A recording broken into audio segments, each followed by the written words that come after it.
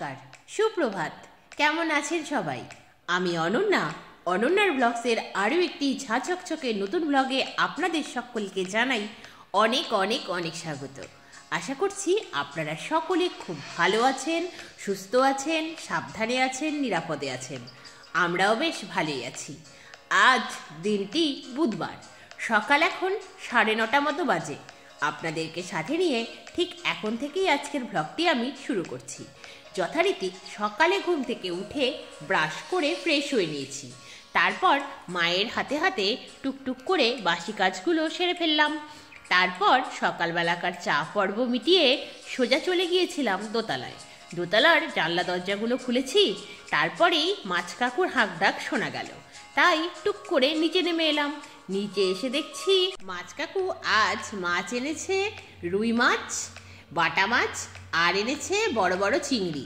যদিও সেদিন তহবাজারে গিয়ে দেখেছিলাম এর থেকেও বড় চিংড়ি পাওয়া যায়, তবে মাছ কাকুর কথায়, মাছ কাকুর ভাষায় এটাই সব থেকে বড় চিংড়ি। যাই হোক, উনি যেটা এনেছেন ওনার কাছে সেটাই সেরা হবে, এটাই খুব স্বাভাবিক।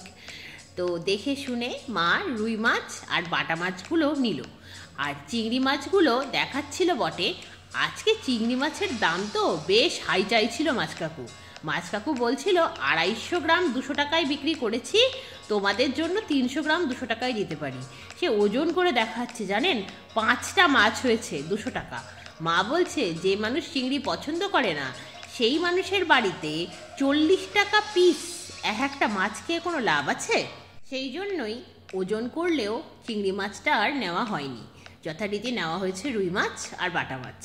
মাছ কাকু যখন মাছ কাটছিলেন ঠিক সেই সময়টায় সেই যে কিউট পুচকি বাছুরটা, যাকে আমি প্রায় প্রতিদিনই ভাতের ফ্যান বা মার খাইয়ে থাকি, সে এসে উকি ঝুঁকি দিচ্ছিল।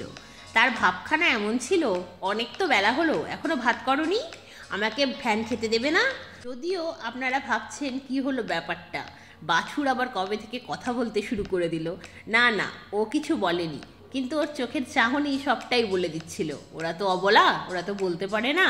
তাই ওদের মনের ভাব বুঝে আমিই বলে দিলাম, না রে না, এখনো রান্না হয়নি, তুই একটু ঘুরে ঘুরে ঘাস খেয়ে নে, রান্না হয়ে গেলে ভাতের ফ্যান বা মার যাই বল, তোকেই খাওয়াবো, তুই চিন্তা করিস না। যথারীতি এই কথা শুনে কি বুঝলো জানি না, কানটা দুবার খাড়া করলো, তারপর সেই জায়গা থেকে অন্যদিকে হাঁটা দিল। আমিও ভেতরে এলাম। ভেতরে এসে যথারীতি বেডটাকে গুছিয়ে নিলাম। তারপর এক এক করে ঘরের সব আসবাবপত্রগুলো আজ ডিপ ক্লিন করে নিয়েছি। সান্ত্বনা দিদির তাড়াহুড়োর জন্য অনেক দিন হয়ে গেছে আসবাবপত্রগুলো ঠিকঠাকভাবে ডিপ ক্লিন হয় না, মোটামুটিভাবে ক্লিন করেই রেখে দিই। যাই হোক, আজকে মনে শান্তি পেলাম যে আজকে আসবাবপত্রগুলো ডিপ ক্লিন করা হলো। তারপর যথারীতি চলে এলাম রান্নাঘরে। এদিকে সান্ত্বনা দিদিও চলে এসেছে। আজ সান্ত্বনা দিদি আবার তাড়াহুড়ো করছিলেন, সেই জন্যই মা বলেছেন, একটা কাজ করো সান্ত্বনা, তুমি বরং আমাকে মাছগুলো ধুয়ে দাও দেখি, তাহলে তাড়াতাড়িও হয়, সুবিধেও হয়। তুমি এদিকে ঘুরে ঘুরে বেরোচ্ছ, তাড়াহুড়ো করছো, কি করব বলছো, আর এদিকে আমরা মা মেয়েতে মিলে কাজ করে অস্থির হয়ে যাচ্ছি। সে তো খুবই মুশকিলের। তাই তুমি যদি মাছগুলো ধুয়ে দাও তাহলে সব দিক থেকেই স্মুথলি কাজটা হয়। সেই মতোই সান্ত্বনা দিদি আজকে মাছগুলো ধুয়ে দিয়েছে। আর মাছগুলো তো কেটে দিয়ে গিয়েছিল মাছ কাকুই। যাই হোক, মাছগুলো ধুয়ে দিতেই মা মাছগুলোকে নুন হলুদ মাখালো। যে কটা মাছের পিস আজ রান্না হবে সেগুলোকে বাইরে রাখলো, বাকি মাছগুলোকে বক্সে ভরে ডিপ ফ্রিজে ভরে দিল। তারপর এদিকে আমি রান্না বান্না জোর কদমে শুরু করেই ফেলেছি। সান্ত্বনা দিদির কোনো কাজেই যেমন সেরকম সময় লাগে না, মাছ ধুতেও তার সেরকম সময় লাগেনি, তাই তাড়াহুড়ো আমায় করতেই হচ্ছে। গতকাল তহবাজার থেকে যে ফ্রেশ মেথির শাক কিনে এনেছিলাম, সে মেথির শাক আজকে বড়ি ভেজে বেগুন দিয়ে ভাজা করব ভাবছি। সেই মেথির শাক সান্ত্বনা দিদি যথারীতি কুচিয়ে দিয়েছে। গতকাল মেথির শাক যখন কিনতে যাওয়া হয়েছিল, তখন যিনি শাক বিক্রি করছিলেন মা তাকে শাকটা চেক করে বলেছিলেন, এ কি, তোমার মেথির শাক তো বুড়ো। তখন তিনি বলেছিলেন, না দিদিমণি, মেথির শাক ভীষণ কচি। সত্যিই তাই, মেথির শাক আজকে রান্না করে দেখছি ভীষণই কচি। কতগুলো ছিল আর রান্না করতে করতে ঠিক কতটুকু হয়ে গেল দেখুন। এটাই তো লক্ষণ বলুন, ভীষণই কচি। তহবাজারটি আমার বাড়ি থেকে অনেকটাই দূরে বলে সচরাচর যাওয়া হয় না আমাদেরকে আমাদের বাড়ির কাছে যোগমায়া বাজার বা বাড়ি থেকে কিছুটা দূরে অবস্থিত পাওয়ার হাউস বাজার থেকেই বাজার করতে হয়। কিন্তু তহবাজারে যা ফ্রেশ শাকসবজি পাওয়া যায় তার তুলনায় এই ছোটোখাটো বাজারে সেরকম পাওয়াই যায় না। এই ছোটোখাটো বাজারগুলোতে তহবাজারের তুলনায় দামও অনেক বেশি নেয়, আবার ফ্রেশ শাকসবজিও পাওয়া যায় না। কিন্তু ওই যে অনেকটা দূর বলে অ্যাডজাস্ট করতে হয়, কিছু করার নেই।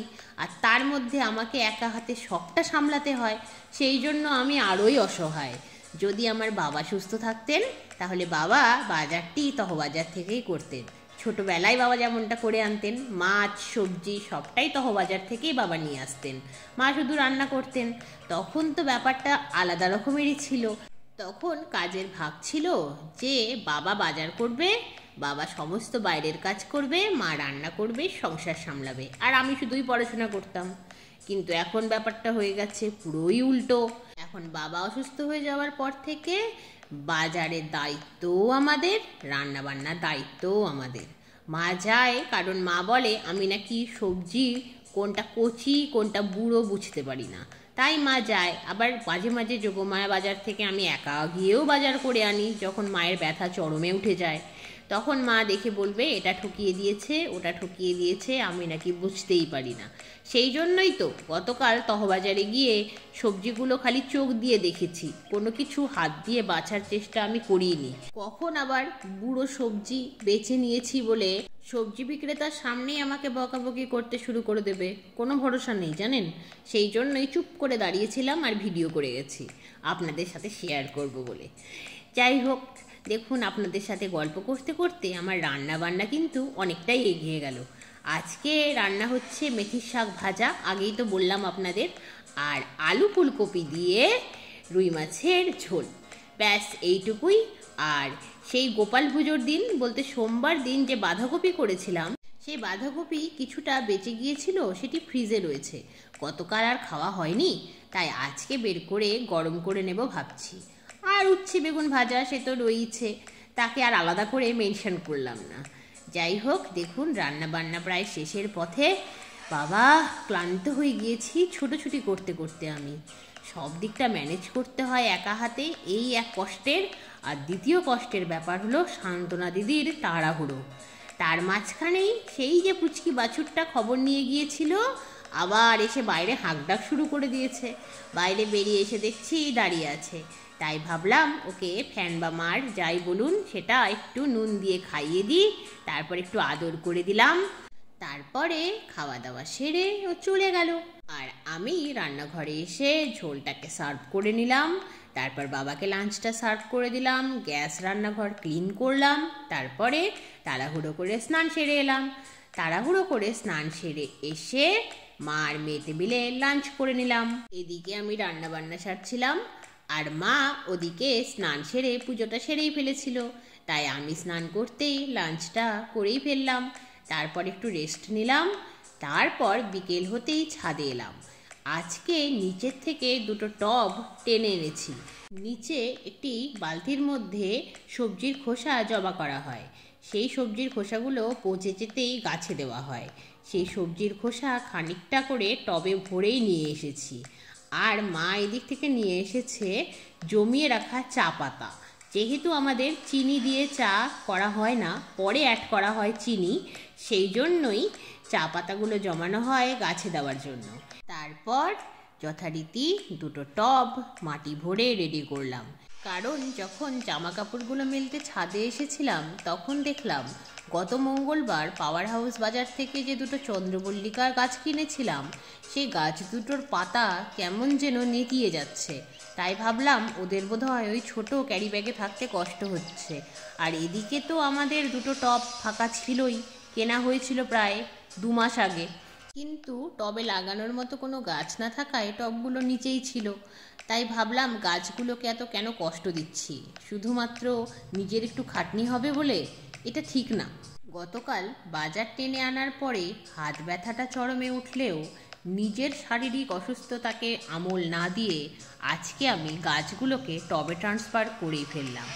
যখন দুটো গাছকে টবে ট্রান্সফার করা হয়ে গেল তখন ভাবলাম আরও একটি রক্তগাঁদার চারা রয়েছে সেই ছোট্ট প্লাস্টিকের গ্লাসটিতে, সেটিরও ব্যবস্থা করে ফেলি।